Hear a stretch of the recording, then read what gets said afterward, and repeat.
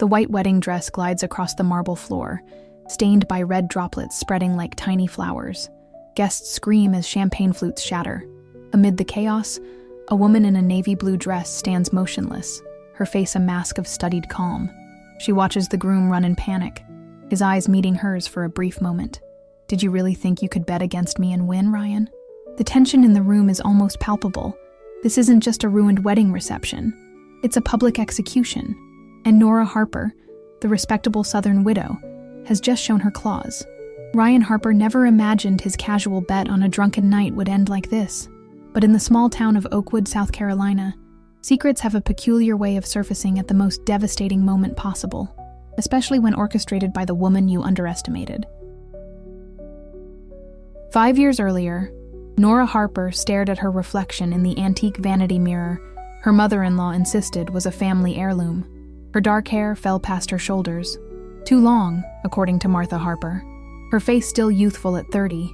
Too made up, her mother-in-law would say. The black dress she wore today. Too fitted, too modern, not respectful enough.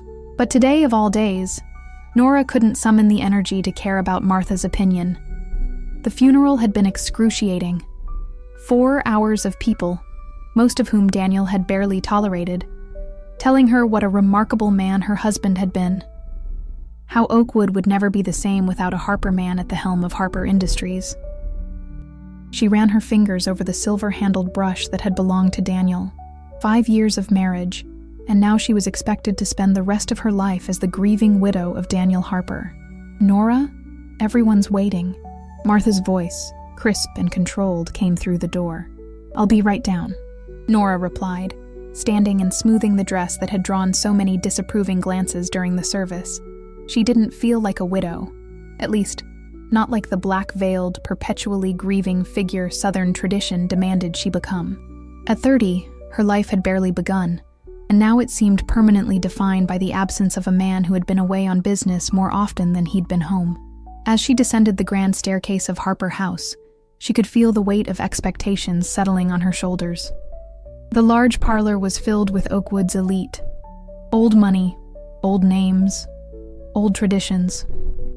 They all turned as she entered, their eyes a mixture of sympathy and assessment. "There she is," whispered Mrs. Beaumont to Mrs. Riley loud enough for Nora to hear. "Poor thing. What will she do now? No children, and that big house." What Nora wanted to say was that she'd go back to teaching literature at the community college, that she'd travel, maybe finally see Europe, that she'd live. What she actually did was smile politely and accept a glass of sherry from Judge Harmon, who patted her hand and said, "The Harpers will take care of you, my dear. That's what family does."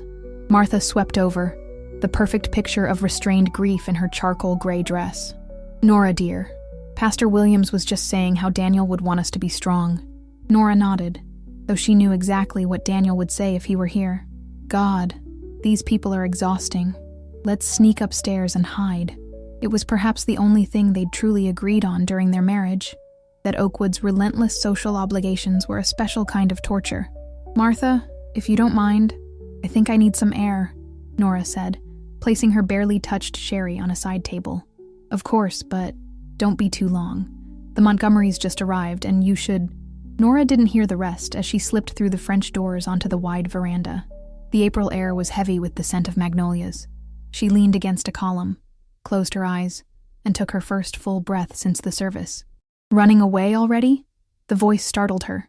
She turned to find William Chase, Daniel's college roommate, and one of the few people in Oakwood she genuinely liked. "Just regrouping," she admitted. William leaned on the railing beside her. "I've been to my share of Southern funerals, but this one," he shook his head. "It's more like a coronation than a goodbye." Nora laughed, then immediately felt guilty. Daniel would have hated every minute of it. Yes, he would have. William studied her face. "What happens now, Nora?" The question hung in the air between them. It wasn't just about the next few days or weeks. It was about the rest of her life. "Now," she said slowly, "I become what they all expect, the grieving widow of Daniel Harper. Is that what you want?" No one had asked her that. Not once in the 5 days since Daniel's heart had unexpectedly stopped beating during a business trip to Atlanta. "What I want doesn't seem to matter much in this town," she replied finally, "especially now. William's expression softened. It should. You're 30, Nora. Your life isn't over.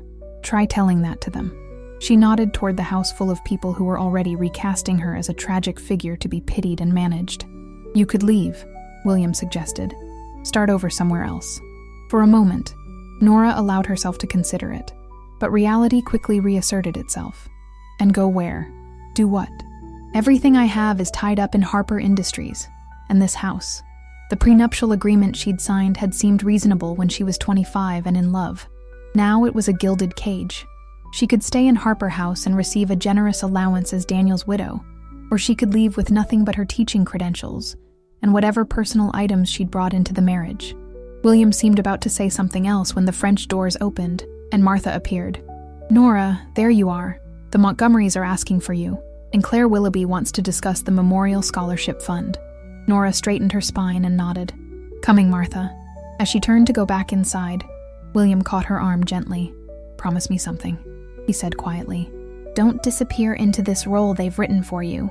Nora gave him a sad smile. Too late. The curtain's already up, and I'm the only one who knows it's a performance. She squared her shoulders and walked back into the house, the perfect picture of dignified grief, while inside, a small voice whispered, "This can't be all there is." 2 months after the funeral, Nora found herself seated at the head table of the Oakwood Country Club annual charity gala, an event she'd once attended on Daniel's arm, now facing alone. Martha had insisted her presence was essential for the Harper family image. Mrs. Harper, we're so pleased you could join us. Evelyn Montgomery gushed, her diamond bracelet catching the light as she rested her hand on Nora's arm. It's important to stay involved, especially after, well, you know.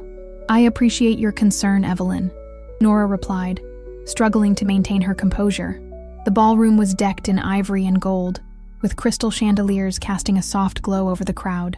Everyone who mattered in Oakwood was there, dressed in their finest, sipping champagne, and, Nora couldn't help but notice, stealing glances at her. The widow Harper. That's what she'd become. Not Nora the English teacher, not Nora who loved modern art and classic films, just Daniel Harper's leftover life. Nora, dear. Martha's voice cut through her thoughts as she approached with Judge Harmon and his wife. The judge was just saying how wonderful it is that you're carrying on Daniel's commitment to the community. Judge Harmon nodded solemnly. Daniel always said charity began at home in Oakwood. It's what keeps our heritage alive. Yes, Nora said, her smile fixed in place. Though I believe he also felt education was important. I've been thinking of getting back to teaching at... Oh, Martha interrupted with a little laugh. Nora has such charming ideas, but we've discussed this, haven't we, dear? A Harper widow has responsibilities that simply wouldn't leave time for outside employment. The way she said it, as if teaching literature was some frivolous hobby, made Nora's cheeks burn. But she'd learned quickly that challenging Martha publicly only resulted in more uncomfortable situations later. Mrs. Harper, a waiter appeared at her elbow. Would you care for some champagne? Before Nora could answer, Martha interjected. Just water for her, thank you. We must maintain appearances. The implication was clear. A proper widow didn't indulge, didn't enjoy herself, didn't do anything that might suggest she wasn't consumed by grief. Actually, Nora said firmly, I would love a glass of champagne. Martha's eyes widened slightly, but she recovered quickly. Of course, dear. One glass couldn't hurt. As the waiter walked away, Evelyn leaned in conspirationally. Have you heard the news? Ryan is coming home next weekend. For good, they say. Nora froze. Ryan Harper, Daniel's younger brother. They'd only met twice, once at the engagement party and again at the wedding. He'd left for New York shortly after, building his own career far from the family business.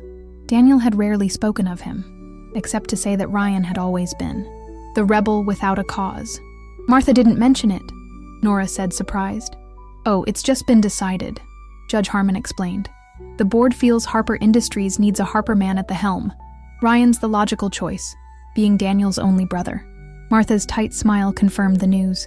We're very pleased Ryan has agreed to step up. The family legacy must continue. Nora swallowed hard.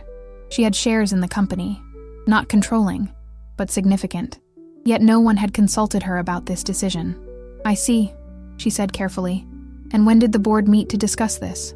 An uncomfortable silence fell over the small group. Yesterday afternoon, Judge Harmon finally admitted. Just a formality, really. The bylaws are quite clear about succession. Strange, Nora said, accepting her champagne from the returning waiter. As a major shareholder, I don't recall receiving notice of the meeting. Martha's laugh was brittle. Oh, Nora, you wouldn't want to be bothered with all those tedious business details. Besides, it's family tradition. The company passes to the next Harper man. And what exactly will be Ryan's role? Nora asked, taking a deliberate sip of her champagne. CEO, naturally, Judge Harmon said, just as Daniel was. The position that should have been at least partially hers to fill.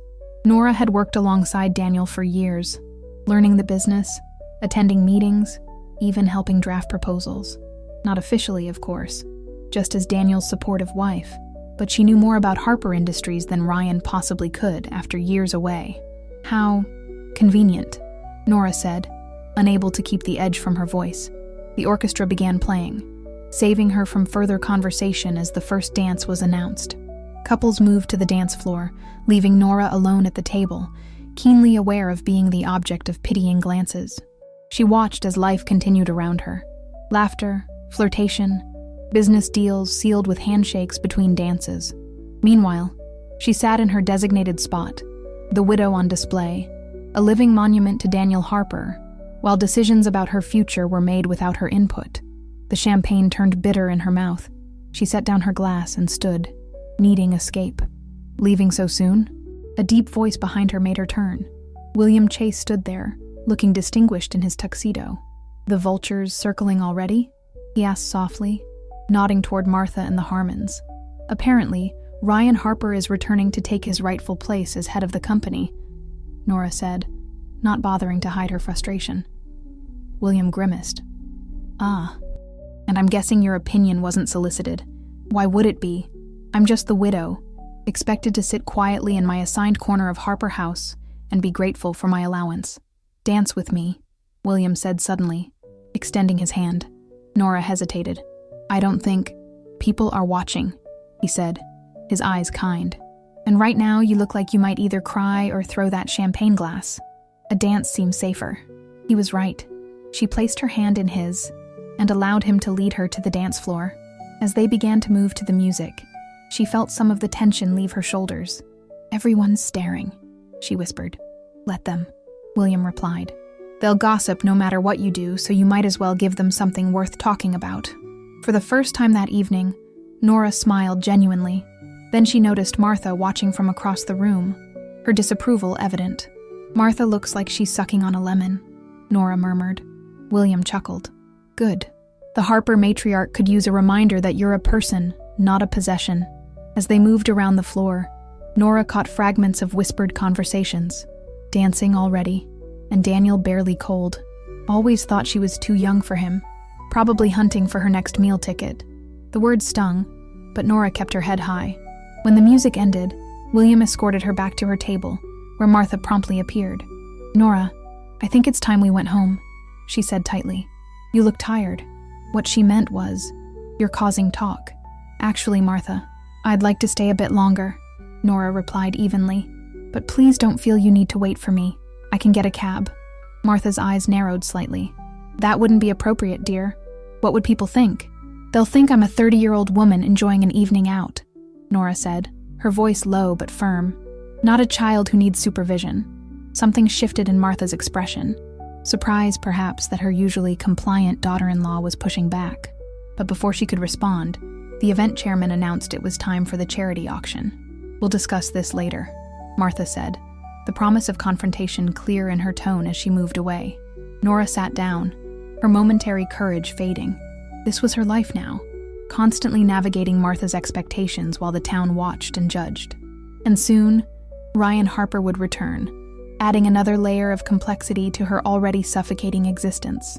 She looked around the glittering ballroom and felt completely alone. A widow at 30, her future decided by others, her identity reduced to her relationship with a dead man. Something had to change. She just didn't know what or how. Harper House stood on 5 acres of prime Oakwood real estate, its grand white columns and wraparound veranda a testament to old Southern wealth. Built in 1897 by Ryan and Daniel's great-grandfather, it had remained largely unchanged, a living museum to the Harper legacy. For Nora, it had become both sanctuary and prison. Now, as she sat in the garden with her morning coffee, she watched groundskeepers prepare for Ryan Harper's homecoming. Martha had ordered fresh flowers for every room, hired extra staff, and scheduled a small gathering of 50 local dignitaries to welcome the prodigal son. Mrs. Harper, Grace, the housekeeper who had served the family for 20 years, approached cautiously. Mrs. Martha would like to know if you'll be wearing the navy dress or the black one tonight. Nora sighed. Even her wardrobe was subject to Martha's approval. Tell her I'll be wearing the green one, Grace. Grace's eyes widened. The green one, ma'am? The green dress was silk, fitted, and most scandalously, purchased after Daniel's death. Martha had pointedly commented that it wasn't appropriate for a woman in mourning. Yes, the green one, Nora confirmed. And please let Mrs. Martha know I'll be arranging the flowers in the guest suite myself. It was a small rebellion, but it was something. If Ryan Harper was returning to claim his brother's company, Nora wanted him to see her as more than just the grieving widow. As Grace hurried away, Nora's phone buzzed with a text from William. "How's the royal court preparing for the prince's return?" She smiled and typed back. "Red carpet being rolled out as we speak. Martha's practically vibrating with excitement. Want me to create a distraction so you can escape?" Nora laughed. William had become her one true friend in Oakwood, a lifeline to sanity in a world of stifling propriety. Tempting, but I need to meet the man who's taking over the company I helped build. His response came quickly. "Show him who's boss, Nora Harper." If only it were that simple. The reality was that Nora had no official position at Harper Industries. Despite her years working behind the scenes with Daniel, her shares gave her a voice, but not control. And in Oakwood, tradition trumped talent every time. Later that afternoon, as she arranged white lilies in the guest suite, she heard the rumble of an engine outside. Peering through the window, she saw a sleek black Porsche pull into the circular driveway. A tall figure emerged, wearing sunglasses and a tailored suit that screamed New York rather than South Carolina. Ryan Harper had arrived. From her vantage point, Nora observed him surveying the house with what seemed like reluctance rather than homecoming joy. He ran a hand through his dark hair, the same Harper hair Daniel had had, though Ryan wore it longer, less conservative. Martha burst through the front door, arms outstretched. "Ryan, welcome home." He accepted her embrace with a stiff smile that didn't reach his eyes. Even from a distance, Nora could see the tension in his shoulders as Martha ushered him inside, already talking animatedly. Nora finished her arrangement and took a deep breath. She smoothed her casual day dress and headed downstairs, determined to face the newest complication in her carefully managed life. The voices from the parlor carried up the grand staircase. "The board is thrilled you've agreed to step in," Martha was saying. "Harper Industries needs a Harper at the helm." "Let's be clear, Mother."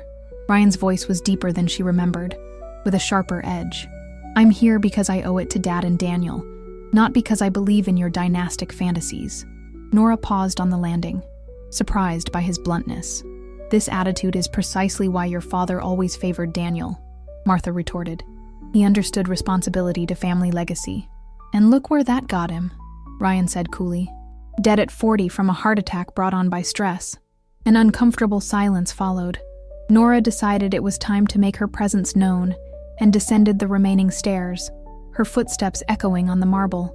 The parlor fell silent as she entered. Ryan turned, removing his sunglasses, and for a moment, they simply stared at each other. The photos hadn't done him justice. While Daniel had been classically handsome in an understated way, Ryan was striking. Intense blue eyes, strong jawline, and an energy that seemed barely contained by his expensive suit. "You must be Nora," he said finally, extending his hand. "I believe we met at your wedding, though it was brief." "We did," she confirmed, taking his hand. His grip was firm, confident. "Welcome back to Oakwood, Ryan." Something flickered in his expression. Amusement, perhaps? "Is it a welcome if I never felt at home here to begin with?" Martha laughed nervously. Ryan always had such a unique sense of humor. "Now, Nora, dear, I've had Cook prepare a special dinner for tonight's gathering. The Harmons will be here, and the Montgomerys, and of course Judge..." "Mother," Ryan interrupted, his eyes still on Nora. "I've just driven 6 hours from New York. Could we postpone the social parade until tomorrow?" Martha's face fell. "But everything's arranged. People are expecting..." To meet the new CEO, yes, Ryan finished. And they will. Tomorrow. Tonight, I'd prefer a quiet dinner to discuss company matters. He turned to Nora. I understand you were quite involved with Daniel's work. Before Nora could respond, Martha interjected, in a supportive capacity only. Daniel was very traditional about keeping business and home separate. Nora saw Ryan's eyebrow quirk slightly. Is that so? He asked, still looking at Nora. Daniel valued my input, Nora said carefully, particularly regarding the community outreach programs, which were entirely his vision, Martha added quickly. Ryan's mouth twitched. Well, I look forward to hearing all perspectives on the company, but first, I need to settle in. He turned to Martha. I assume my old room is available? Of course, but we've prepared the East Wing suite for you. It's more appropriate for your position now. The master suite. Daniel's suite. Nora felt a twist in her stomach. I'd prefer my old room, Ryan said firmly. The East Wing can remain as it is. Martha looked flustered. But it's tradition for the head of the family. I'm not Daniel, Mother. Ryan cut her off. And I never will be. The sooner everyone accepts that, the easier this transition will be. His eyes met Nora's again, and she saw something unexpected there. Not the arrogance she'd anticipated, but a weariness she recognized all too well. The weight of Harper expectations. Now, if you'll excuse me, he said, picking up his bag. I need to shower and change before dinner. As he headed for the stairs, Martha turned to Nora, her voice low and urgent. Call everyone and postpone the gathering. But make it clear it's just a delay, not a cancellation. And Nora, her eyes narrowed slightly. Perhaps the navy dress would be more suitable for a family dinner. Nora watched Ryan's retreating back and made a decision. I think I'll stick with the green, Martha. It's what I feel comfortable in. Martha's lips thinned, but before she could respond, the doorbell rang. That'll be William, Nora said. I invited him to dinner weeks ago. I hope that won't disrupt your plans too much. It wasn't entirely true. She'd texted William after seeing Ryan arrive, needing an ally for what promised to be a tense evening. Martha's expression soured further. William Chase has been spending an awful lot of time here lately. People will talk, Nora. People always talk in Oakwood, Nora replied evenly. I've stopped listening. As she went to answer the door, Nora felt a strange sense of anticipation. Ryan Harper was nothing like she'd expected. He seemed just as trapped by the Harper legacy as she was, albeit in different ways. Tonight would be interesting, to say the least. Harper House's formal dining room gleamed with polished silver and fine china that evening. William arrived with a bottle of expensive bourbon. A proper welcome home gift, he explained to Ryan with a knowing smile. Nice to meet another escapee, Ryan said, shaking William's hand firmly. I gather you're not Oakwood born and bred either. Atlanta originally, William confirmed. But I've been here long enough to see past the façade while remaining a perpetual outsider. It's a unique vantage point. Martha cleared her throat delicately. William was Daniel's college roommate. He's practicing law here now. Not just practicing, William corrected. I'm representing several companies looking to expand into Oakwood, including some that might interest Harper Industries. Ryan's eyes lit up with genuine interest for the first time since his arrival. We should talk about that tomorrow at the office. The Montgomery Sun has already submitted proposals for those partnerships, Martha interjected smoothly. Considering their long association with our family, it seemed appropriate to give them priority. Nora saw the subtle tightening of Ryan's jaw. I wasn't aware we were making business decisions based on social connections, Mother. Networking has always been the backbone of Harper Industries' success, Martha replied, taking her seat at one end of the table.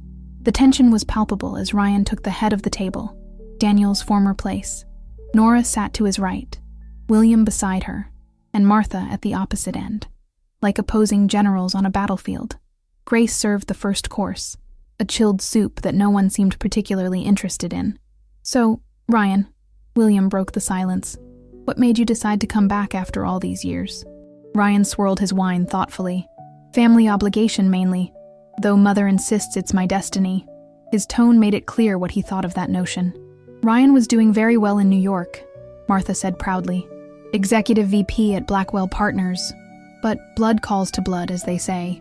Actually, Ryan corrected, I was let go from Blackwell 3 months ago. Restructuring after the merger. Martha's spoon paused halfway to her mouth. You never mentioned that, Would it have changed your insistence that I return to run Harper Industries? Ryan asked with a raised eyebrow. The uncomfortable silence was broken by the arrival of Grace with the main course. The timing worked out, Ryan continued, cutting into his steak, though I had other offers. From failing startups with no pedigree, Martha dismissed. Harper Industries offers stability and respect. It offers stagnation, Ryan countered. The company hasn't evolved in a decade. The portfolio is dangerously homogeneous, and the community outreach programs are trapped in the 1980s. Nora couldn't help herself. I've been saying the same thing for years. The education grants particularly need modernizing. Ryan turned to her, genuine surprise in his expression. You're familiar with the grant structure? Before Nora could answer, Martha interjected. Nora helped with some of the paperwork occasionally, but Daniel always made the executive decisions. Actually, Nora said, emboldened by the green silk dress and William's supportive presence. I drafted the last 3 years of grant proposals. Daniel presented them, but the ideas were mostly mine. Ryan studied her with new interest. What would you change if you could? For a moment, Nora was startled by the direct question, by being asked her opinion at all. The current grants focus on traditional academics. I'd expand to include technical training, arts education, and programs for adults returning to school. Oakwood needs skilled workers as much as it needs lawyers and doctors. Precisely what I've been telling clients, William agreed. The town is stuck in an outdated economic model. The younger generation is leaving because there's nothing for them here. Martha set down her fork with a sharp click. These traditions have sustained Oakwood for generations. Not everything needs to be dismantled for the sake of so-called progress. Not dismantled, Nora said carefully. Evolved. Daniel understood that towards the end, which is why the board was so relieved when Ryan agreed to return, Martha said, smoothly changing direction. Judge Harmon was particularly pleased. He's been like a second father to our family since Edward passed. Ryan's expression darkened. Judge Harmon is the reason I left Oakwood in the first place, Martha gasped. Ryan, that's entirely inappropriate. What happened? Nora asked, her curiosity piqued by the sudden tension. Nothing worth discussing at dinner, Martha said firmly. Ancient history. Ryan studied his wineglass. Judge Harmon caught me and his daughter in a compromising position the summer after I graduated high school. He made it clear that while Daniel was Harper material, I was a disappointment to the family name. Melanie Harmon? William said with a low whistle. She's on the city council now, married to that real estate developer. Yes, well, Ryan's smile was bitter.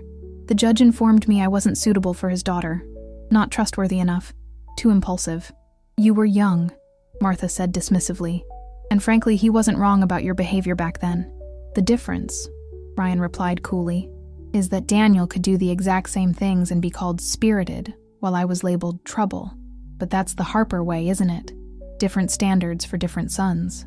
The tension at the table was thick enough to cut with a knife. Well, William said cheerfully, reaching for the bourbon he'd brought. I think this is an excellent time for a drink. Nora, please, she said, grateful for the distraction. As William poured amber liquid into crystal glasses, Martha's phone chimed. She checked it with a frown. Evelyn Montgomery, she announced, asking if everything is all right, since we canceled the gathering. Her pointed look at Ryan conveyed clear disapproval. What shall I tell her?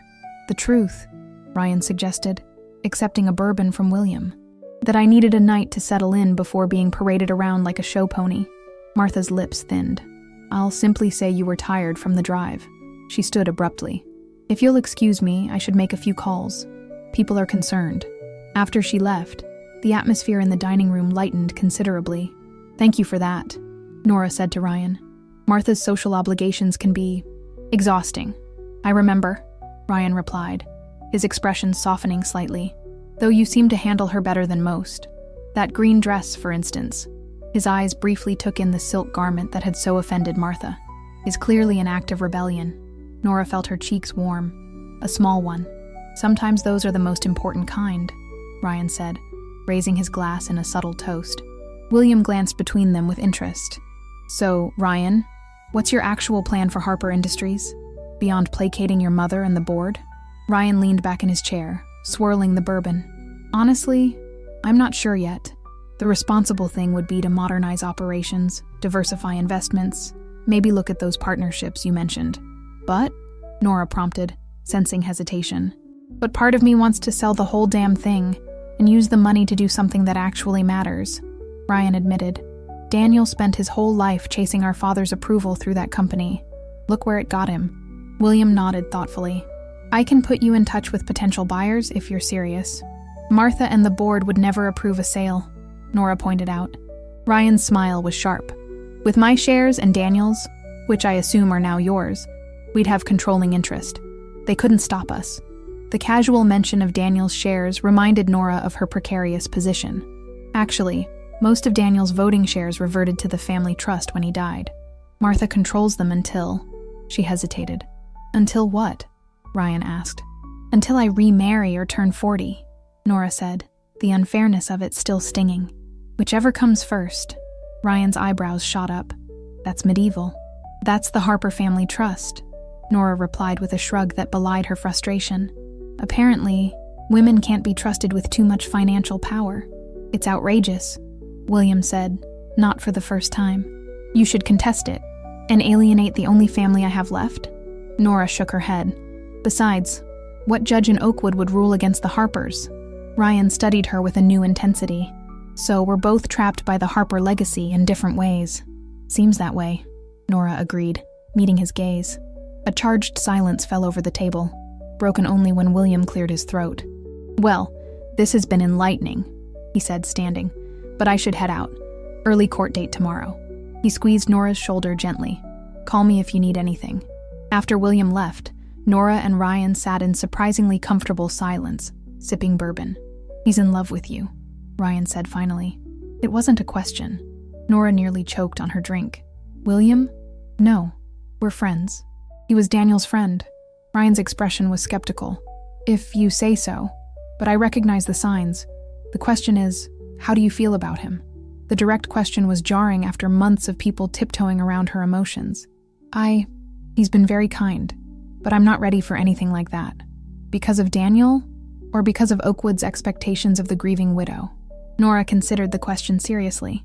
Both, I suppose, and because I'm still figuring out who I am without Daniel defining me.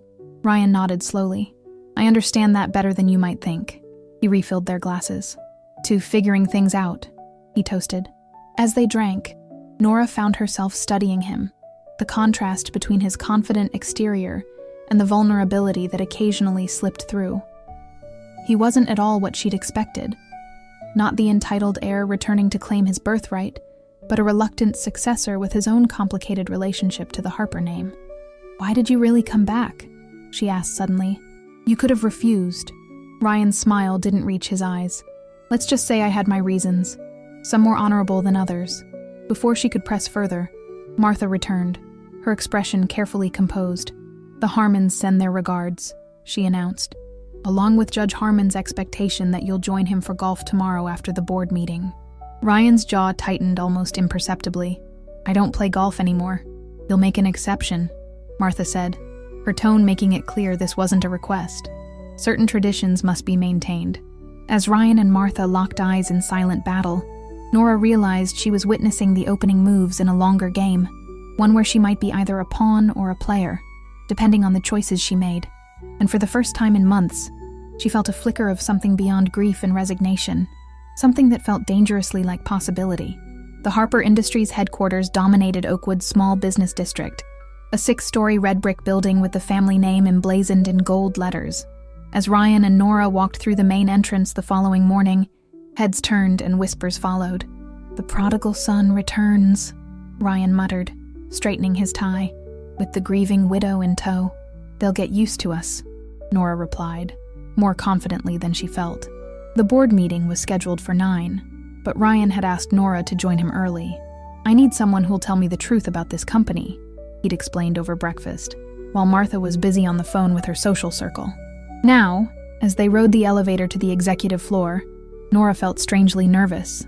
This was the first time she'd been back since Daniel's funeral. You okay? Ryan asked, noticing her discomfort. Just memories, she admitted. The elevator opened directly into a reception area where a middle-aged woman jumped to her feet. Mr. Harper, we weren't expecting you until the meeting. Her eyes darted to Nora with obvious surprise. "Mrs. Harper, how lovely to see you again." "Good morning, Margaret."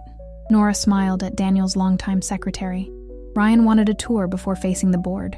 Ryan shook the woman's hand. "I hope you'll be as patient with me as you were with my brother." Something in his genuine tone seemed to soften Margaret's professional demeanor. "Of course, sir. Your brother's office is ready whenever you are." As they walked down the corridor, Ryan whispered to Nora, "Daniel's office is at the end, right? The corner one with the view?" "Yes, though I suspect they've redecorated it for you." She was right.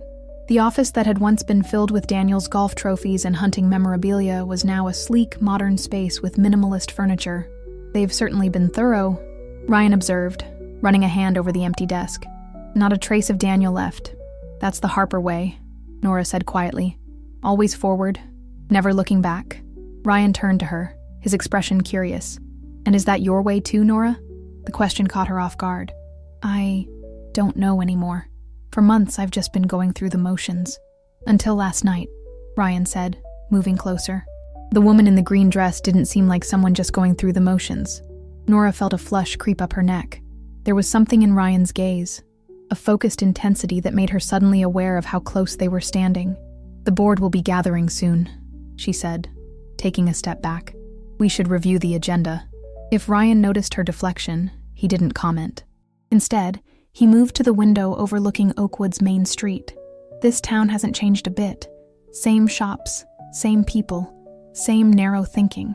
Some things are changing, Nora countered, grateful for the shift in topic. "There's a new arts center downtown, and the community college is expanding." Ryan turned back to her with an unexpected smile. "And there's you. I didn't expect to find an ally in my brother's widow." "I'm not sure I'm anyone's ally yet," Nora replied carefully. "But I do care about this company and this town." Ryan's phone buzzed with a text. His expression darkened as he read it. "Mother says Judge Harmon wants to meet privately before the board session." He pocketed the phone with a grimace. "Let the games begin."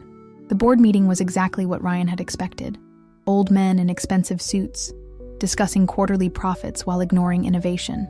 Judge Harmon dominated the conversation, his booming voice silencing any opposition with practiced authority. Nora sat in the back row, technically present as a shareholder, but clearly expected to remain silent. Ryan noticed how the board members addressed all questions to him, despite Nora's superior knowledge of recent operations. "And so," Judge Harmon concluded, "we're unanimous in welcoming Ryan as our new CEO, continuing the proud Harper tradition of leadership."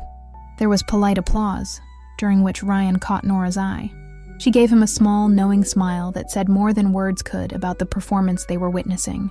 "Thank you, gentlemen," Ryan said, standing. "I appreciate your confidence.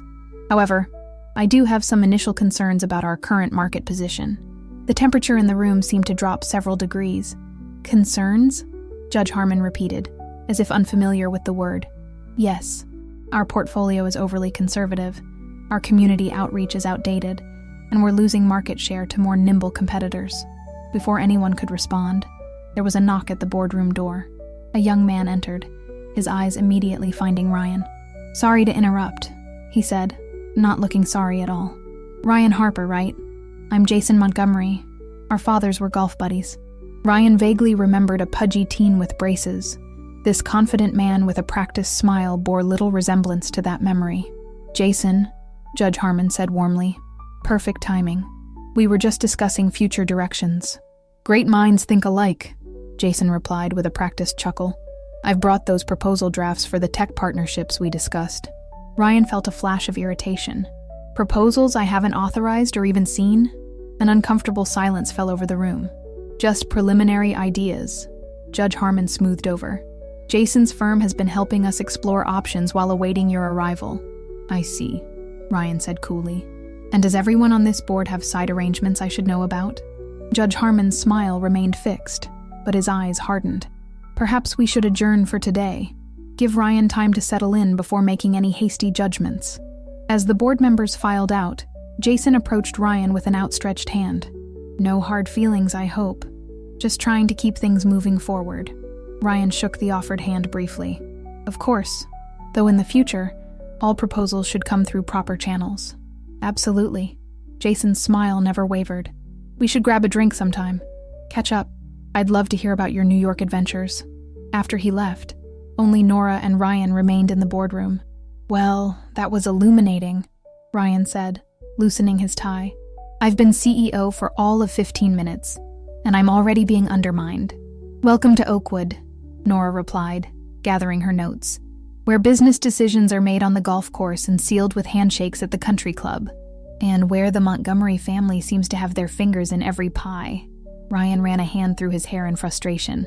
What's the story with that guy anyway? Jason? Nora's expression turned guarded. He's been circling Harper Industries since Daniel died. Martha thinks he's brilliant. Others think he's opportunistic. And you? Nora hesitated. I think he's dangerous. He knows how to play the Oakwood game better than most. Ryan studied her, sensing there was more she wasn't saying. Has he been bothering you? Nothing I can't handle, she replied, not quite meeting his eyes. Before Ryan could press further, his phone buzzed with a text from Martha. Don't forget golf with Judge Harmon at 1 p.m. sharp. Wear the navy blazer. Ryan sighed. Apparently, I have a golf date with the judge. The indoctrination begins, Nora said with a small smile. Better not be late. As they walked toward the elevator, Ryan found himself watching Nora, the confident way she greeted staff, her intimate knowledge of the company. She belonged here far more than he did. Join me for dinner tonight? He asked suddenly. Not at the house. Somewhere in town where we can talk freely. Surprise flickered across her face, followed by something else. Wariness? I don't think that would be wise, she said finally. People will talk. Let them, Ryan replied, stepping closer. I need an ally, Nora. Someone who knows this company and this town, who isn't part of the old guard. The elevator arrived with a soft chime. As they stepped inside, Ryan noticed Jason Montgomery watching them from down the hall, his expression calculating. 7 o'clock, Ryan said as the doors closed. I'll pick you up at the side entrance where Mother can't see. Nora studied him for a long moment, then nodded. Okay, but just to talk business. Ryan smiled. Of course. What else would it be? But as they descended in silence, both seemed aware that something had shifted between them, something neither was ready to acknowledge.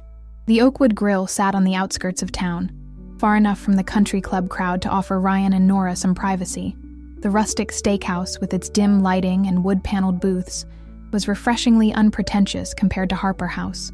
I haven't been here in years, Nora admitted, sliding into a corner booth. Daniel preferred places where he could be seen by the right people. And I prefer places where I can actually enjoy my meal without networking, Ryan replied, ordering a bottle of red wine. How was your afternoon? Quiet. Martha had her garden club meeting, so I escaped to the library. Nora unfolded her napkin, studiously avoiding his gaze. How was golf with the judge? Ryan's expression darkened. Enlightening. He spent 4 hours explaining how Harper Industries should be run, by which he meant exactly as it has been for the past 30 years. And did you nod politely and promise to consider his wisdom? I did better than that. I beat him by 3 strokes and suggested we revisit his ideas once I've had time to review the financials in detail. Nora's laugh was genuine. I would have paid to see his face. The wine arrived, and as Ryan poured, he noticed Nora's eyes darting toward the entrance. Worried about being seen? Habit? She admitted. In Oakwood, there's always someone watching. Like Jason Montgomery? Ryan asked casually, though he'd been waiting for the right moment to bring him up. Nora's hand stilled on her wine glass. What about him? I get the feeling there's history there you're not telling me.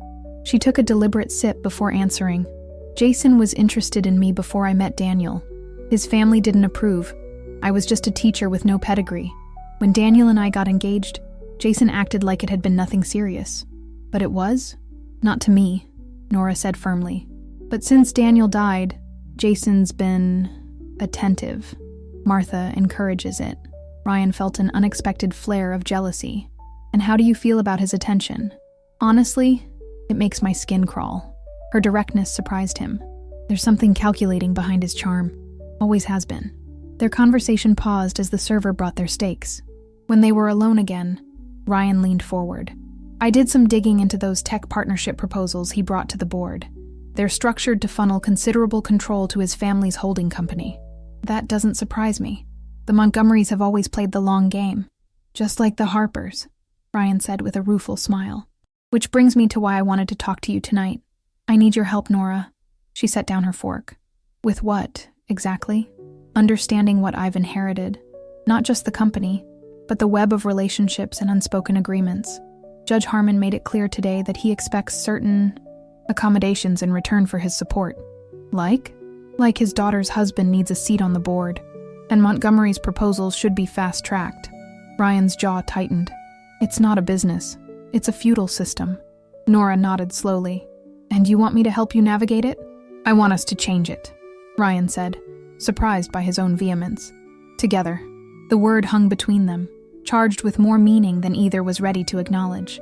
That's a dangerous proposition, Nora said quietly. These families have controlled Oakwood for generations. They don't surrender power easily. I'm not asking for easy, Ryan replied, reaching across the table and covering her hand with his. I'm asking for possible. The touch sent an unexpected current through both of them. For a moment, neither moved, the simple contact somehow more intimate than intended. Then Nora gently withdrew her hand. We should focus on business first. Changing Harper Industries won't happen overnight. Ryan nodded, trying to ignore the lingering warmth where their hands had touched. Of course, business first. But as their dinner continued, both were acutely aware that something beyond business had begun to take shape between them, something neither had anticipated, and both had reason to fear. The spring charity auction at the Oakwood Country Club was in full swing when Ryan arrived. Crystal chandeliers illuminated the ballroom, where Oakwood's elite bid astronomical sums on vacation packages and jewelry, all for a good cause, naturally. Ryan tugged at his tie, scanning the crowd. He spotted Nora across the room, engaged in conversation with William. She wore a burgundy dress that stood out among the pastels favored by most Oakwood women. Even from a distance, he could see Martha's disapproving glances. Ryan Harper. A heavy hand clapped his shoulder. Just the man I wanted to see. Ryan turned to find Jason Montgomery, grinning broadly, cocktail in hand. Jason, Ryan acknowledged coolly. Enjoying the evening? Always. These events are where the real business happens. Jason leaned closer, lowering his voice. Speaking of which, have you reviewed my proposals yet? I have. They're creative. Jason's smile didn't waver. But not acceptable in their current form? Let's just say they need significant revision before I could present them to the board. I understand. Jason nodded toward where Nora stood. Your sister-in-law seems to be adjusting well. Daniel's been gone, 6 months now? Good to see her socializing again. Something in his tone set Ryan's teeth on edge. Nora's a strong woman. Indeed. Daniel was lucky. Jason sipped his drink. Though I always thought she settled. We dated briefly, before your brother swept in. She mentioned it, Ryan replied evenly, though his hand tightened around his glass. Did she? Jason looked pleased. I'm surprised she remembers. It was nothing serious, of course. Just 2 kids having fun. Though sometimes I wonder what might have happened if Daniel hadn't interfered. Ryan forced a neutral expression. Ancient history, I'm sure. Perhaps. Jason's eyes remained on Nora, though history has a way of repeating itself in Oakwood. Speaking of which, I heard you spent quite a bit of time with Judge Harmon's daughter back in the day. The deliberate change of subject wasn't subtle. As you said, ancient history. Melanie still asks about you, even after all these years. Jason's smile turned knowing. Some connections never quite fade. Across the room, Nora glanced over, her eyes meeting Ryan's briefly before returning to her conversation with William. If you'll excuse me, Ryan said, setting down his empty glass. I should mingle. Of course. Jason's hand on his arm stopped him momentarily. One more thing. I'm hosting a poker game Friday night. Just the young bloods of Oakwood. You should join us. I don't play much anymore. Come anyway, Jason insisted. For old time's sake. Unless you're afraid of losing. The challenge was clear, and not just about cards. I'll consider it, Ryan said finally, extracting himself from Jason's grip. As he made his way through the crowd, Ryan noticed several things simultaneously, Judge Harmon watching him with calculating eyes, Martha shepherding Melanie Harmon in his direction, and William leaning perhaps too close to Nora as they spoke. He changed course, heading for the bar instead. As he waited for his drink, he overheard 2 men conversing nearby. Harper's boy doesn't seem too eager to follow tradition, one muttered. Give him time, the other replied. They've got ways of bringing him to heel, just like they did with his brother. Ryan accepted his scotch, pretending not to have heard, but the words settled uncomfortably in his mind as he surveyed the room. A room full of people who had known his family for generations, who expected him to play his assigned role in their carefully ordered world. A world where he suddenly realized Nora had been trapped since the day she married Daniel. Friday night found Ryan sitting at Jason Montgomery's poker table, surrounded by Oakwoods. Young bloods, men in their 30s and 40s, who had inherited or married into positions of influence. The wood-paneled basement of Jason's Tudor-style mansion was designed for male bonding. Leather chairs, a fully stocked bar, and expensive cigars. "Glad you could make it," Jason said, shuffling cards with practiced ease. "Just like college, eh? Except now we're playing with real money." Ryan surveyed the table. Besides Jason, there was Melanie Harmon's husband, Richard, the mayor's son-in-law, and 2 bank executives whose families had controlled Oakwood's finances for generations. "Looks like I'm the only outsider," Ryan observed. "Hardly an outsider," Richard countered. "You're a Harper, Oakwood royalty." "Prodigal royalty," Jason corrected with a smirk. "But we're happy to welcome you back to the fold. Ante up, gentlemen." As the game progressed, the conversation flowed freely, lubricated by expensive bourbon. Ryan played cautiously, more interested in what wasn't being said than in winning. "So," Jason said during a hand, "word is you're making waves at Harper Industries, rejecting established partnerships, questioning investment strategies." Ryan met his gaze evenly. "Just doing due diligence before making any major decisions." Of course," Richard nodded, "though Judge Harmon mentioned you seemed resistant to some of his suggestions." "The judge has valuable experience," Ryan replied diplomatically. "But times change. Markets evolve." Jason chuckled. "Listen to the New York hotshot. Next, you'll be suggesting we need diversity on the board." The others laughed as if this were the height of absurdity. "Actually," Ryan said, "I am considering nominating Nora for a board position." The laughter stopped abruptly. "Your brother's widow?" Richard looked genuinely shocked. "But she's intelligent, experienced with our operations, and a significant shareholder," Ryan finished firmly.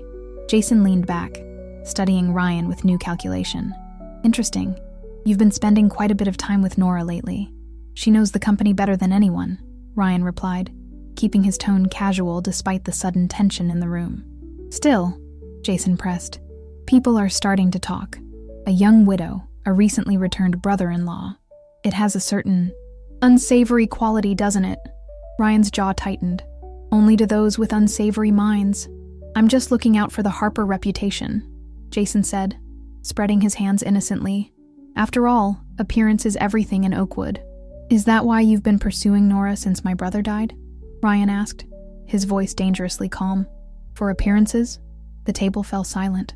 Jason's smile hardened. "I've known Nora much longer than you have, Ryan. We have history. Ancient history, from what I heard. Perhaps." Jason dealt another hand with controlled precision. "But unlike you, I never left Oakwood. I've been here, supporting your family's interests while you were building your New York career." The implication was clear. You don't belong here anymore. Ryan felt the weight of the other men's stares, their silent judgment. This was why Daniel had always conformed, the subtle but relentless pressure of Oakwood society. "I fold," Ryan said, tossing his cards down and standing. "Gentlemen, it's been illuminating, but I should call it a night."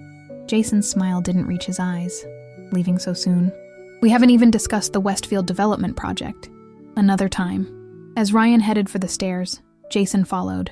"You know," he said quietly, "there's an easier way to handle this transition. Partner with those who understand Oakwood, rather than fighting the natural order.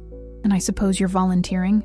I'm merely suggesting that your position here would be more secure with the right alliances." "I'll keep that in mind," Ryan said, though they both knew he wouldn't. Outside, the spring night was cool and clear. Ryan loosened his tie, drawing a deep breath of air untainted by cigar smoke and veiled threats. His phone showed a missed text from Nora. "How's the Lion's Den?" He smiled despite his frustration and typed back, "Educational. These friends of Daniel's are sharks in polo shirts." Her response came quickly. "Welcome to my world. Porch swing is nice tonight if you want to debrief." Ryan stared at the message, knowing he should decline. The rumors Jason had alluded to would only intensify if he spent more time alone with Nora. But the thought of returning to Harper House and facing Martha's interrogation about the poker game held no appeal. "On my way?" he texted back, already walking toward his car. As he drove through Oakwood's quiet streets, Ryan couldn't shake the feeling that tonight had been a test, one he had decidedly failed in their eyes. The question was, what would it cost him? And more importantly, what might it cost Nora? The porch swing creaked gently as Ryan and Nora sat side by side, the night air fragrant with blooming jasmine. Harper House loomed dark behind them, Martha having retired early with one of her headaches. "So," Nora said, handing Ryan a glass of bourbon. "How bad was it?" "Worse than I expected," he admitted. "It was less poker, more veiled warnings about knowing my place. Welcome to the exclusive club of Oakwood outsiders." Nora clinked her glass against his. "Population? Us." Ryan laughed softly. The irony being, I'm supposedly Oakwood royalty. Blood means nothing if you don't follow the rules. Nora's profile was illuminated by the porch light, her expression contemplative. Daniel understood that. He played their game perfectly. And was miserable for it, Ryan observed. At least that's how I remember him. Nora's fingers tightened around her glass. He was complicated. The public Daniel was everything Oakwood wanted. In private, she trailed off. "What?" Ryan prompted gently. She hesitated, then said quietly, "He drank too much, worked too much, was angry more than he was happy." "I'm sorry," Ryan said genuinely. "I didn't know. Nobody did. That was the point." Nora took a sip of bourbon. The perfect Harper marriage was part of the Oakwood illusion. They sat in comfortable silence for a moment, the swing moving slightly with their weight. "Jason mentioned you two had history," Ryan said finally, trying to sound casual. Nora snorted softly. "Hardly. We went on 3 dates before I met Daniel. But Jason doesn't like losing, even when the prize is something he doesn't particularly want. And now? Now he sees me as unfinished business. A piece in this elaborate chess game Oakwood plays." Ryan shifted to face her. "And what do you want, Nora? Beyond escaping Martha's supervision and the town's expectations?" She looked startled by the direct question. I want to matter again. Not as Daniel's widow or a Harper accessory, but as myself. You matter to me," Ryan said, the words escaping before he could consider their weight. Nora's eyes widened slightly. The air between them seemed to thicken, charged with unspoken possibility. "Ryan," she began, her voice uncertain. His phone rang, shattering the moment. Checking the screen, he frowned. "It's William. This late?" "Answer it," Nora said, looking relieved by the interruption. Ryan put the phone on speaker. "William? Everything okay?" William's voice was tense. "Where are you?" "At the house with Nora." "Why?" "You both need to see something. I'm coming over." 20 minutes later, William joined them on the porch, his expression grim. He handed Ryan a manila envelope. "A client of mine received this anonymously. He brought it to me because, well, just look." Ryan opened the envelope and pulled out several photographs. In the dim porch light, it took him a moment to understand what he was seeing. They were photos of him and Nora, at the restaurant, talking in his office, sitting together at board meetings.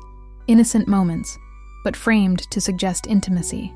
The final photo showed them on this very porch 2 nights ago, sitting close together. "What the hell?" Ryan muttered, passing the photos to Nora, whose face paled as she examined them. "There's more," William said, pulling a folded paper from his jacket. "This came with them. It was a printout of a text conversation. R. How fast can we get rid of the old guard? N. Judge Harmon's the key. Without him, the others will fall in line. R. And if he doesn't play ball? N. Then we find leverage. Everyone has secrets. R. You're ruthless. I like it. N. Learned from the best. Daniel taught me how Oakwood really works." Ryan stared at the page in shock. "This is fake. We never had this conversation." "I know," William said grimly, "but it's convincing enough to cause serious damage if it circulates, especially with those photos." Nora looked up, her expression stricken. Who would do this? But they all knew the answer. "Jason," Ryan said, anger building in his chest. "This is his warning shot." "It's more than that," William replied. "It's blackmail." The note that came with these made it clear. Either approve his proposals at Monday's board meeting, or these go public. Ryan crumpled the paper in his fist. "He's bluffing. These prove nothing." "In most places, maybe," William agreed. "But in Oakwood? The suggestion alone would be enough to turn the board against you both, and Nora's position is particularly vulnerable." Nora stood abruptly, wrapping her arms around herself. He's right.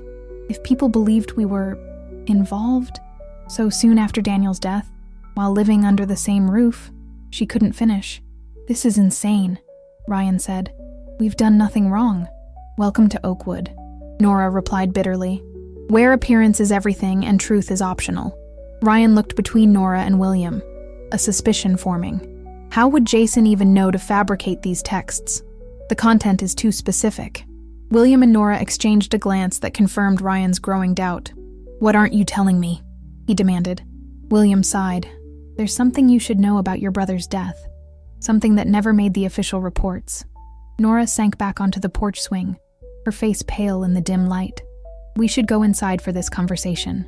In Daniel's former study, now rarely used, they sat in tense silence until William spoke. Daniel's death wasn't as straightforward as the official story, he began carefully. The heart attack was real, but there were circumstances the family chose to keep private. Ryan leaned forward. What circumstances? William glanced at Nora, who nodded slightly. He wasn't alone when it happened. He was with a woman in his Atlanta hotel room, not a professional engagement. The implication hung in the air. Ryan turned to Nora, whose expression remained carefully neutral. You knew? I found out after, she said quietly. Martha and Judge Harmon handled everything, paid the woman off, controlled the narrative. Ryan struggled to process this. And you just accepted it? What choice did I have? Nora's voice rose slightly. Create a scandal? Destroy his legacy? Become even more of an outsider than I already was? So everyone's been lying, Ryan said flatly. The grieving widow, the devoted brother, the perfect Harper marriage, all a performance. Welcome to Oakwood, William said grimly, where family reputation trumps truth every time. Ryan stood abruptly, pacing the room. And Jason knows about this? We think so, William confirmed. Nothing stays truly secret here. He's likely had this ammunition for months, waiting for the right moment, which is now, Nora added, because you're challenging his business interests and... She hesitated. And? Ryan prompted. And he thinks there's something between us, she finished, not meeting his eyes. The room fell silent as the implications sank in. So our options are what? Ryan finally asked. Give in to blackmail? Let Jason control Harper Industries? Or risk everything, William said. Your reputation, the company's stability, Nora's position in this town. Ryan ran a hand through his hair in frustration. This is insane. It's Oakwood, Nora corrected bitterly, where appearance matters more than reality.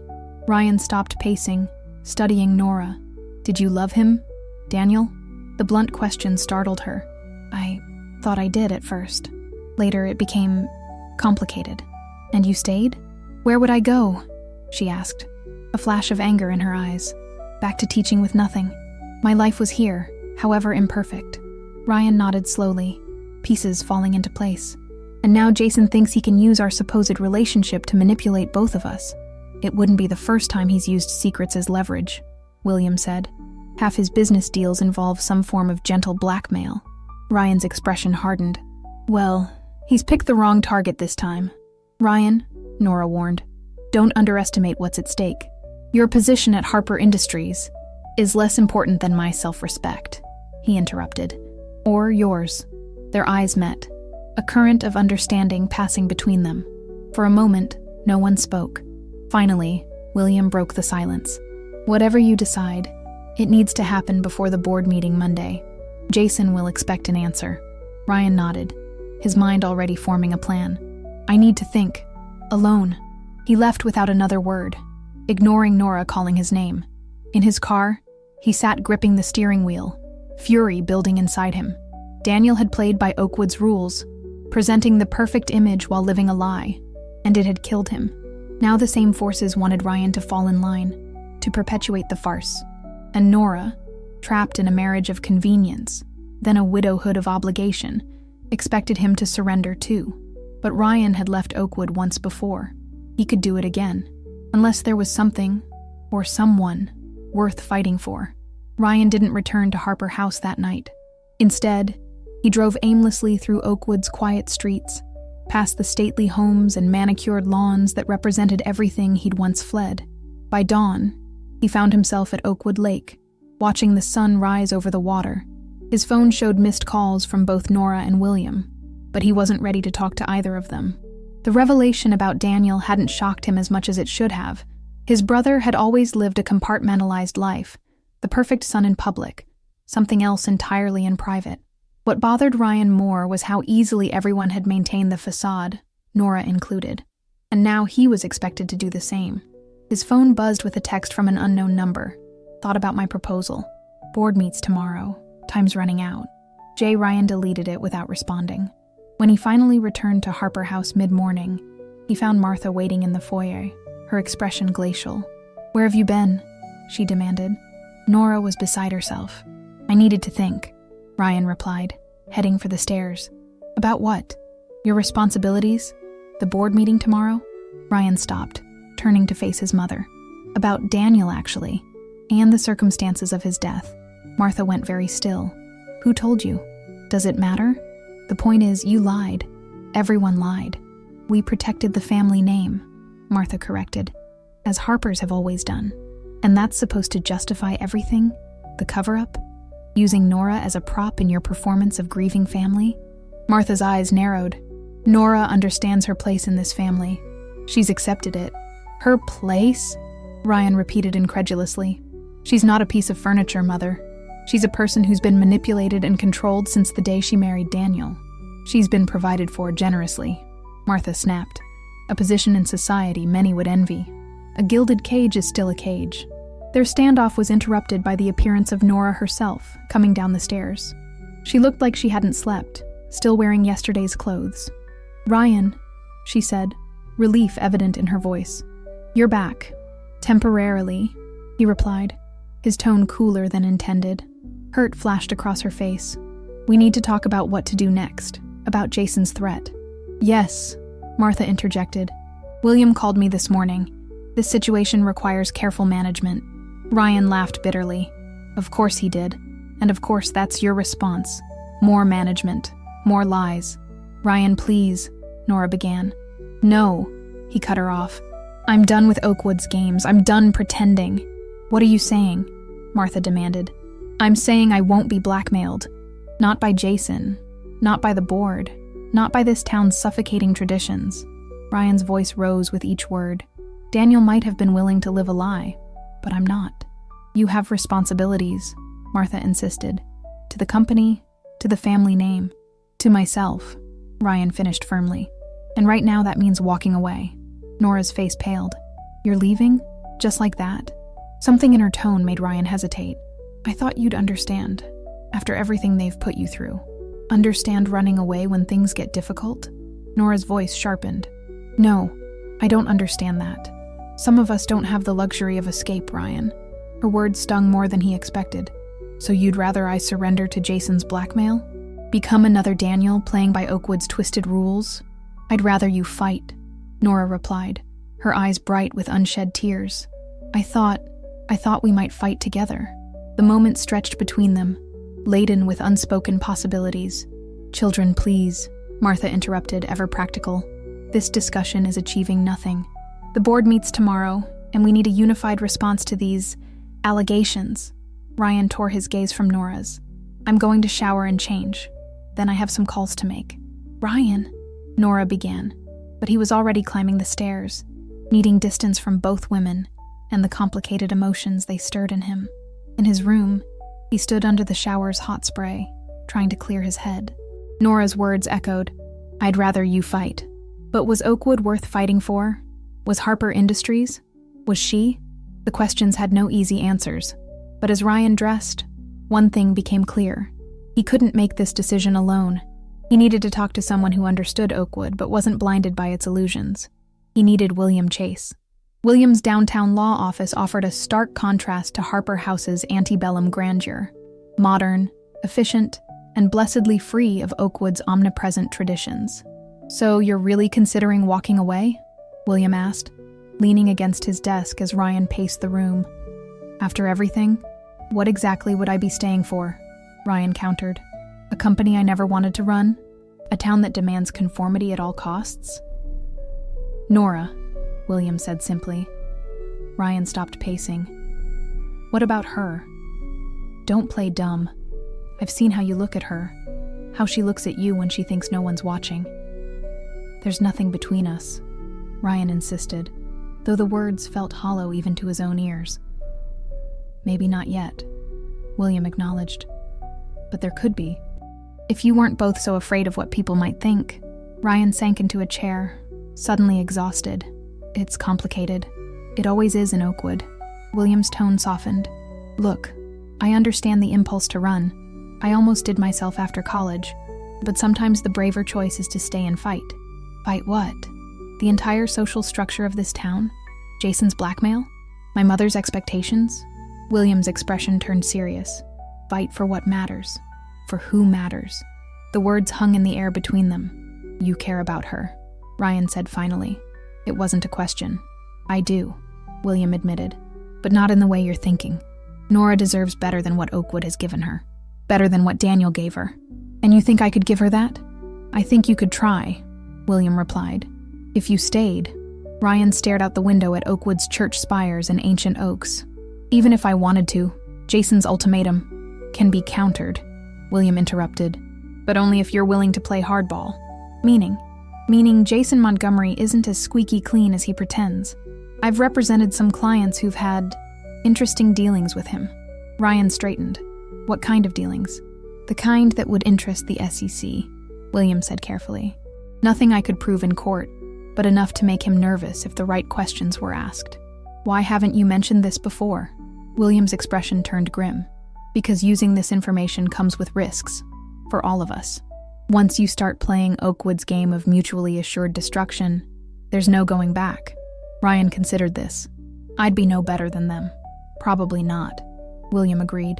The question is whether protecting Nora, and yourself, is worth compromising your principles. The office fell silent as Ryan weighed his options. Stay and fight using Oakwood's own corrupt tactics, or walk away with his integrity intact but abandon any chance with Nora. I need to talk to her, he said finally. Before I decide anything. William nodded. Good idea. But Ryan, his expression turned serious. Whatever you decide, be honest with her. She's had enough people making choices for her without her input. As Ryan drove back toward Harper House, his phone buzzed with another text from Jason. Time's running out. Your call. He deleted it without responding, though the pressure of the deadline weighed heavily. The board meeting was tomorrow at 9. By then, he needed to decide not just his business strategy, but what and who he was willing to fight for. At Harper House, Martha informed him that Nora had gone out. To the cemetery, she added disapprovingly. She still visits Daniel's grave every week, as if that performance is necessary when no one's watching. Ryan ignored the jab. I'm going out again. Don't wait up. Oakwood Cemetery sprawled across 30 acres of rolling hills at the edge of town, its ancient oaks draped with Spanish moss. Ryan found Nora easily, a solitary figure in a navy dress standing before the imposing Harper family mausoleum. He approached slowly, not wanting to startle her, but she sensed his presence, turning as he drew near. Paying respects to the perfect husband? Ryan asked, immediately regretting his bitter tone. Nora's expression hardened. Saying goodbye, actually. Something I haven't properly done until now. The silence between them stretched uncomfortably as they stood before the Harper mausoleum, its marble gleaming in the afternoon sun. I shouldn't have said that, Ryan finally admitted. It was unfair. Yes, it was. Nora's voice was steady, but her eyes betrayed her hurt. You don't know what my marriage was like, what I've been through.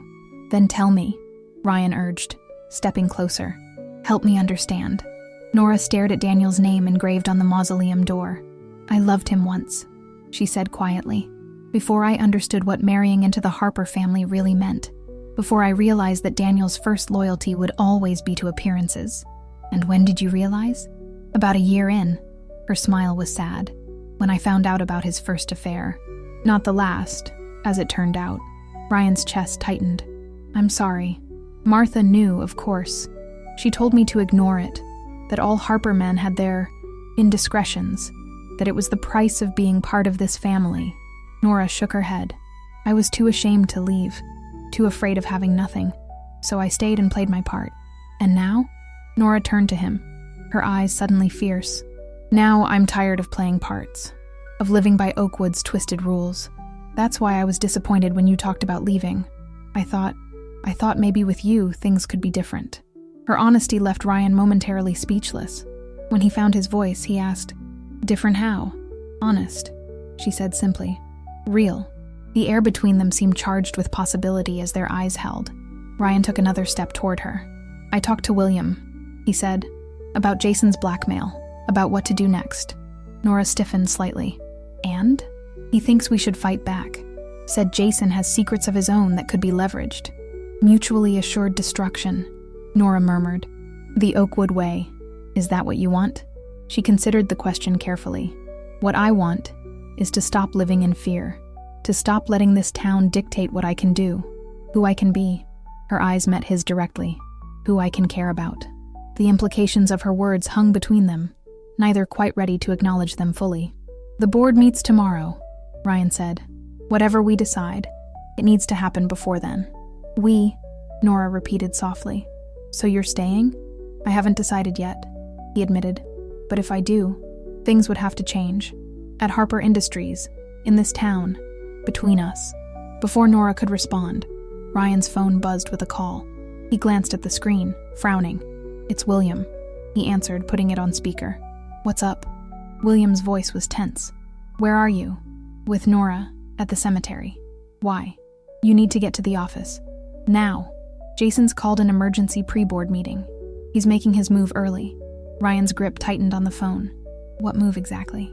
"He's presenting evidence that you're emotionally unstable and unfit to lead Harper Industries. He's got affidavits from people in New York claiming you were fired for erratic behavior, not restructuring." "That's a lie," Ryan snapped. "It gets worse," William continued grimly.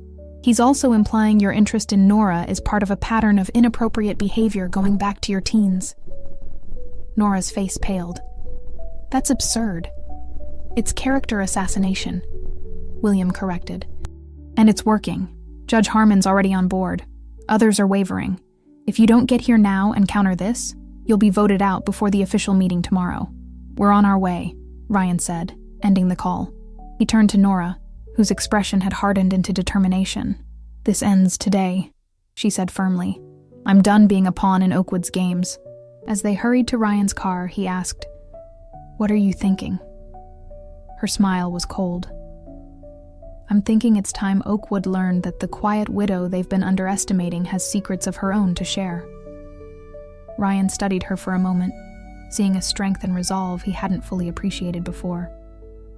"Lead the way," he said, opening the car door for her. "It's your move now." Harper Industries' boardroom was tense when Ryan and Nora arrived.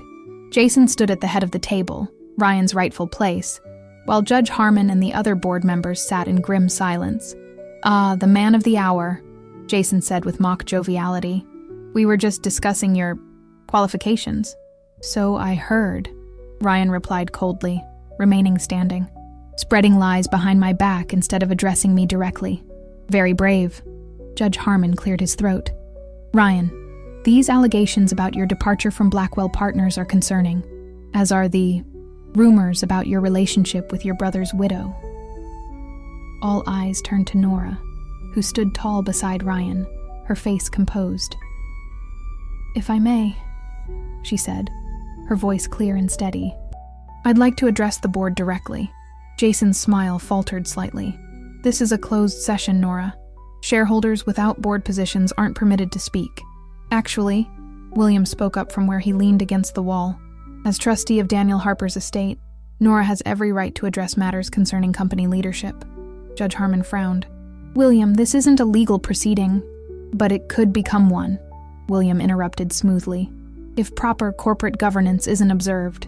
A brief silence fell over the room before Jason shrugged. "By all means, Nora. The floor is yours." Nora stepped forward, surveying the room.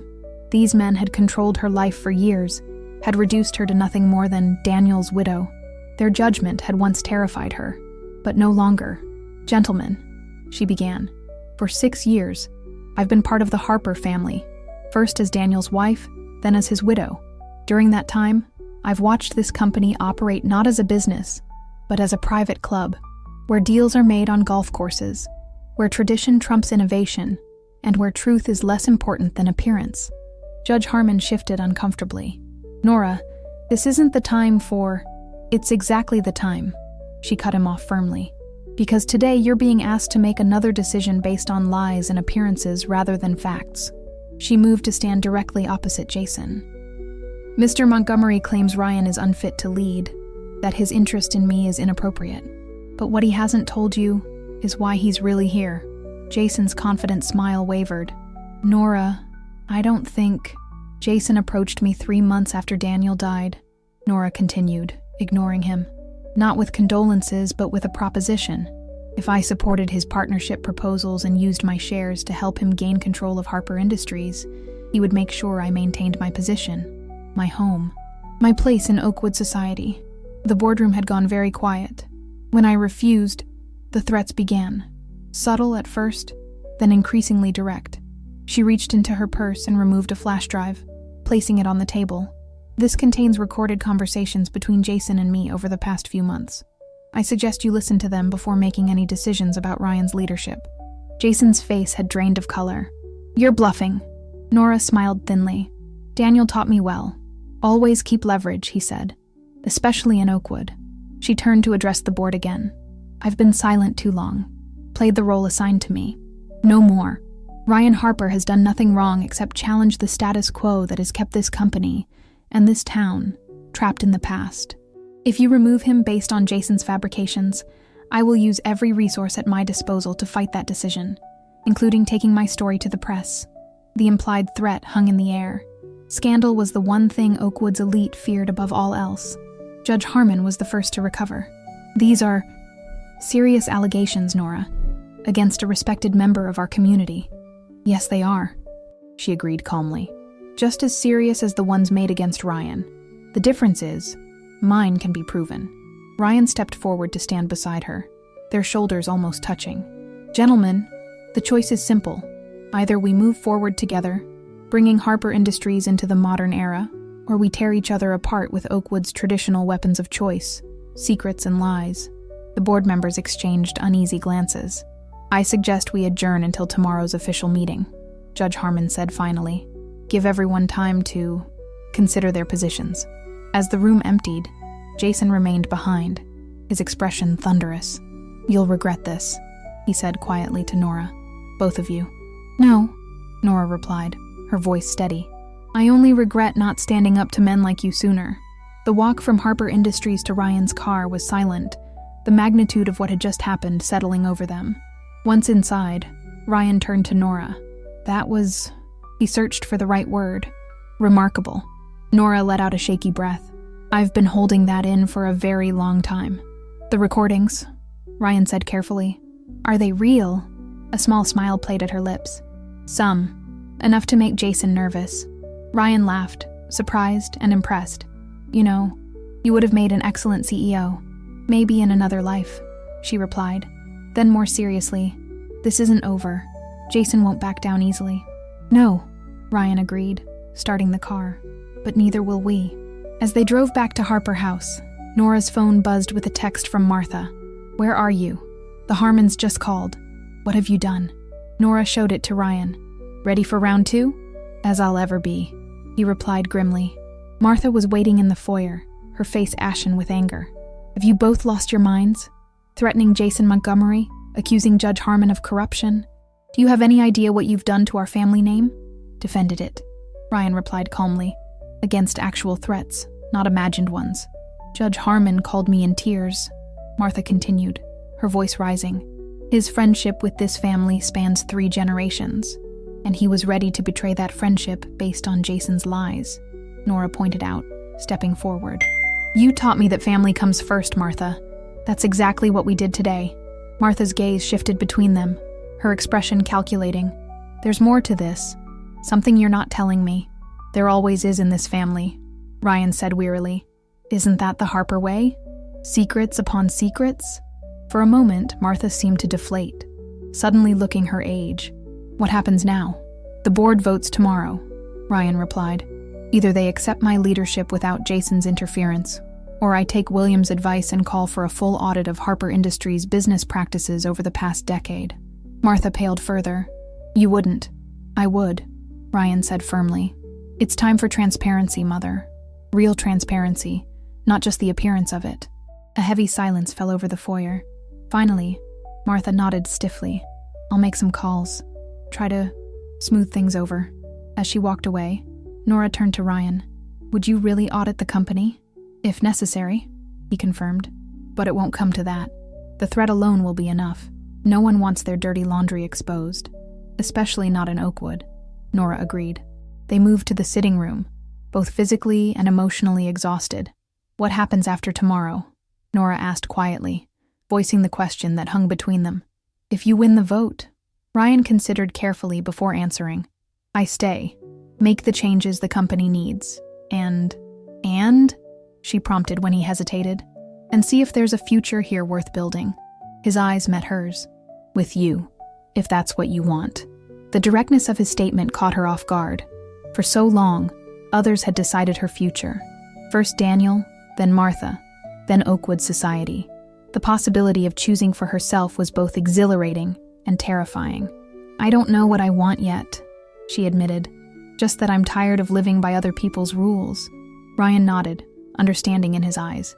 Then we'll start there. No rules but our own. The moment was interrupted by Ryan's phone. Checking it, he frowned. It's William. Says he needs to see us immediately. Something about Jason's next move. Nora's expression turned grim. The final battle begins. As they headed for the door, Ryan reached for Nora's hand, a gesture of solidarity that felt more significant than either was ready to acknowledge. Whatever came next, they would face it together, not as Daniel's replacement and Daniel's widow, but as Ryan and Nora, writing their own story at last. William's downtown office was illuminated only by a desk lamp when Ryan and Nora arrived. His expression was grave as he gestured them inside.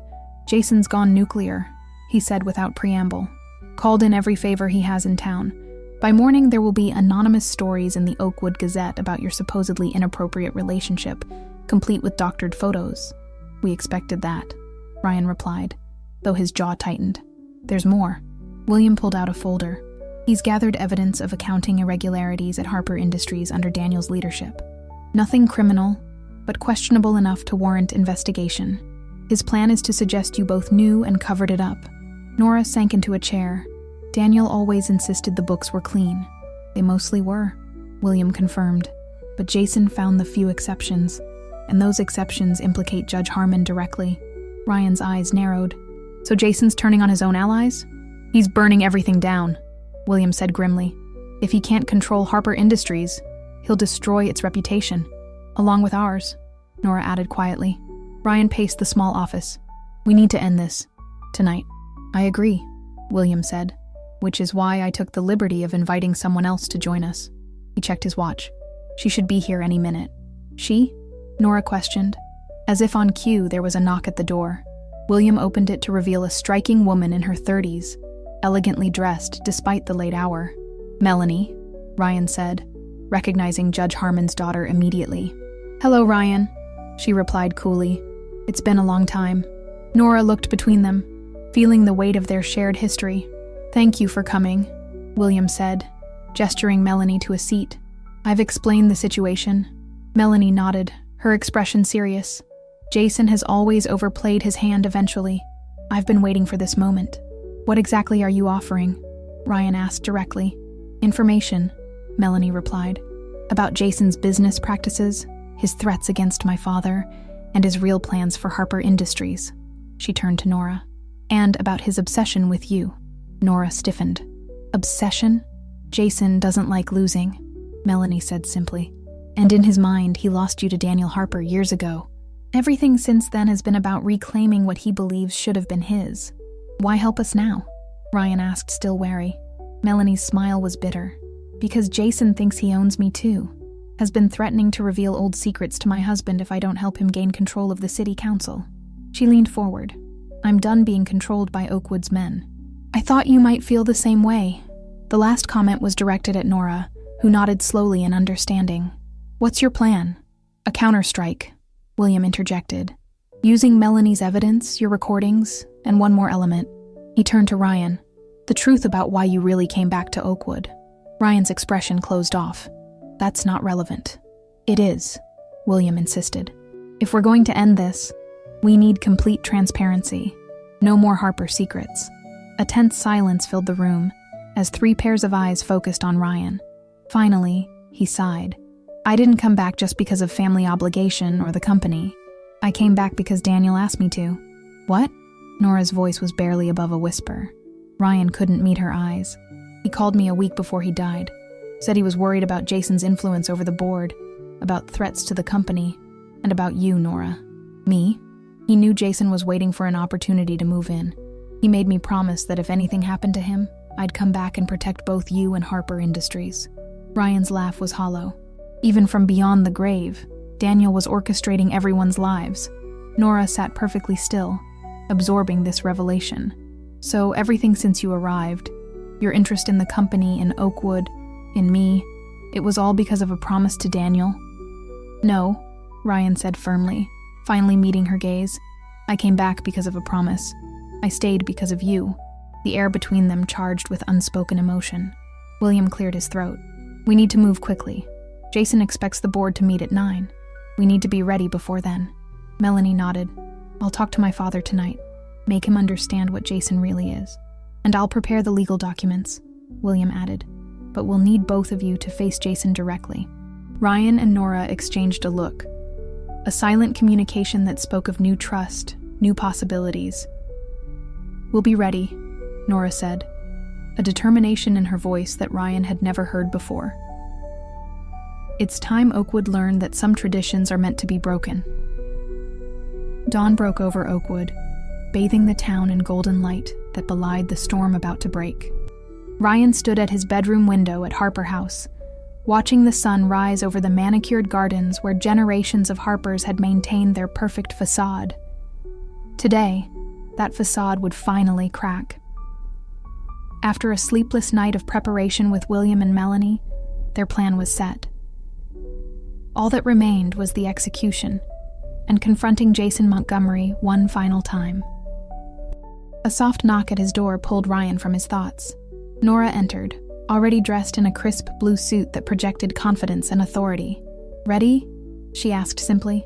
As I'll ever be, he replied, taking in her composed expression. You look like you're heading into battle. I am. Her smile was determined. We both are. They descended the grand staircase together, finding Martha waiting in the foyer. To their surprise, she was dressed formally as well. Going somewhere, Mother? Ryan asked. To the board meeting, she replied evenly. Whatever happens today affects this family. I intend to be present. Nora and Ryan exchanged a glance.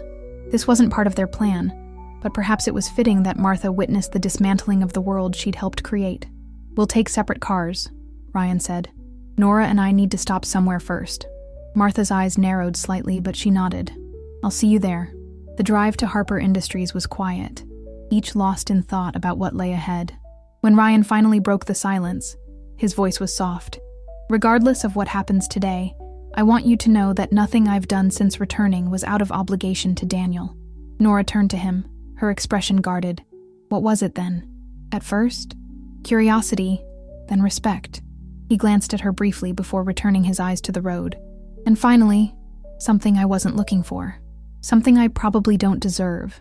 The implication hung between them, neither quite ready to name it. We should focus on today, Nora said finally, though her voice had softened. There will be time afterward, for everything else. When they arrived at Harper Industries, William and Melanie were waiting outside. Judge Harmon stood with them, looking older and more defeated than Ryan had ever seen him. My father has something to say, Melanie said by way of greeting.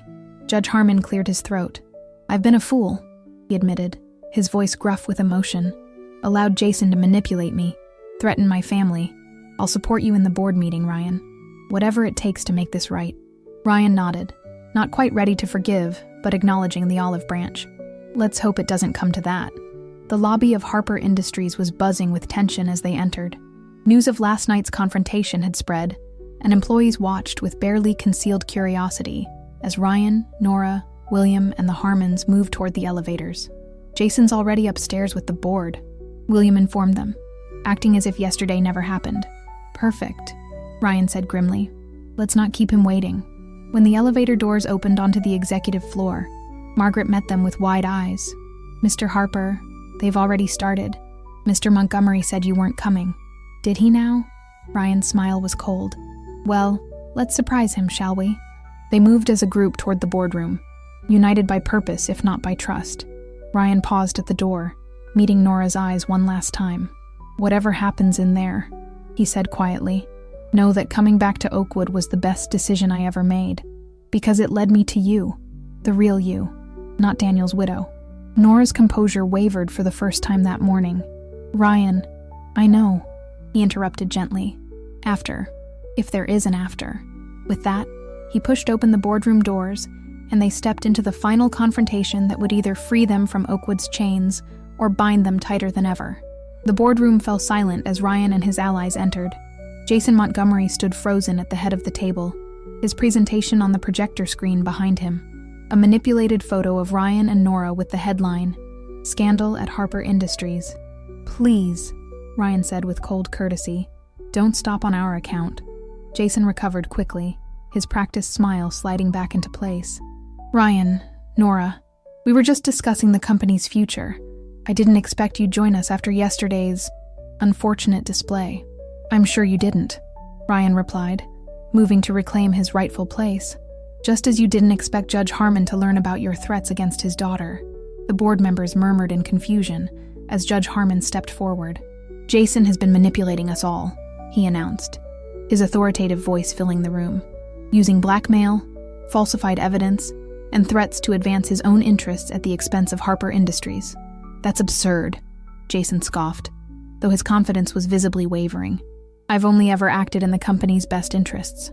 "Is that why you fabricated stories about Ryan's departure from New York?" William asked, laying a folder on the table. "Or why you created false text conversations between him and Nora? Or why you threatened to expose my husband's financial irregularities unless I helped you gain control of the city council?" Melanie added. Jason's eyes darted between them, calculating his options. "These are serious allegations, without proof." "We have proof," Nora interrupted, her voice steady as she placed a USB drive on the table. "Recordings, documents, testimonials, everything the SEC and the press would need to understand exactly how Jason Montgomery conducts business in Oakwood." Martha, who had been silently observing from the corner, finally spoke. "This is how we're resolving our differences now? With public threats and exposure? This isn't the Harper way." "That's exactly the problem, Mother," Ryan replied. "The Harper way has meant secrets and lies for too long. It ends today." He turned to address the board directly. "Gentlemen, you have a choice.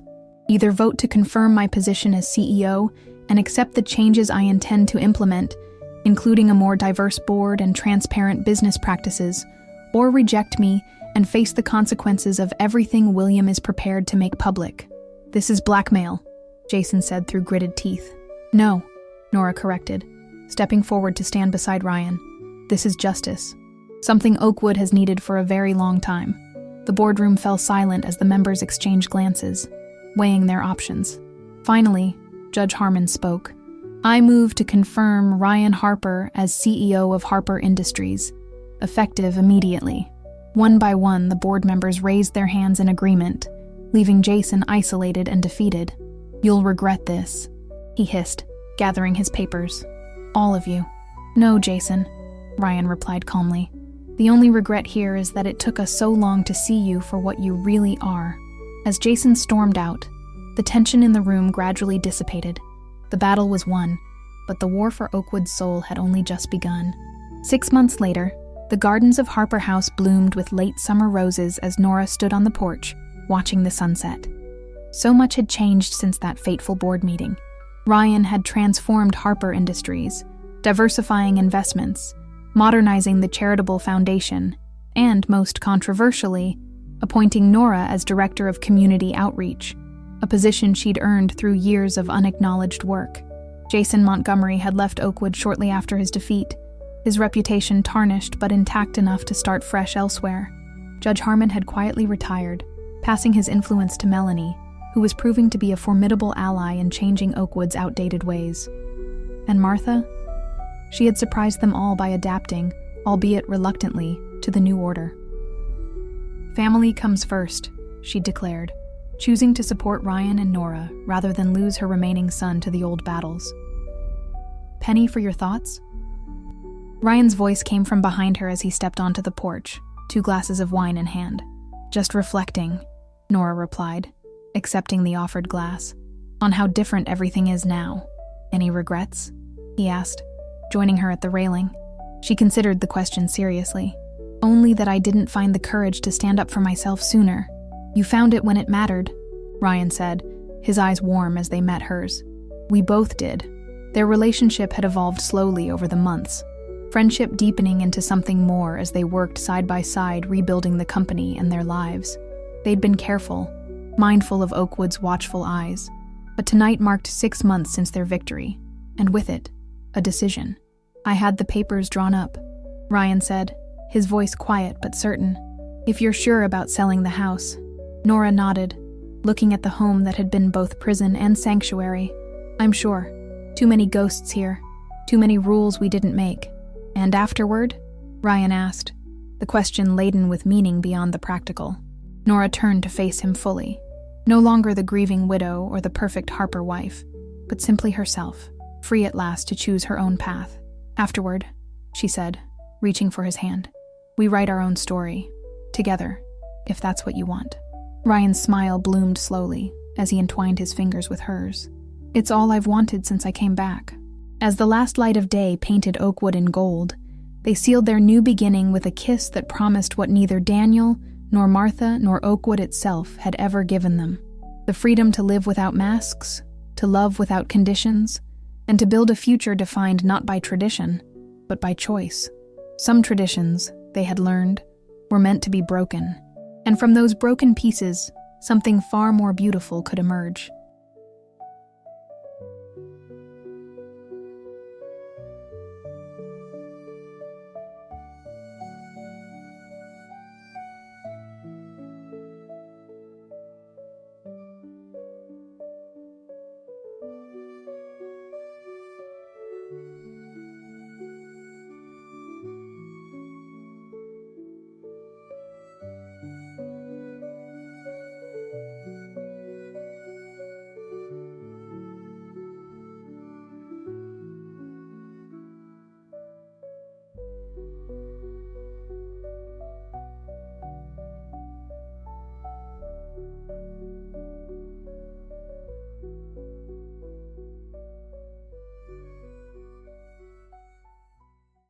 Your heart knows the way. Subscribe and follow the beauty.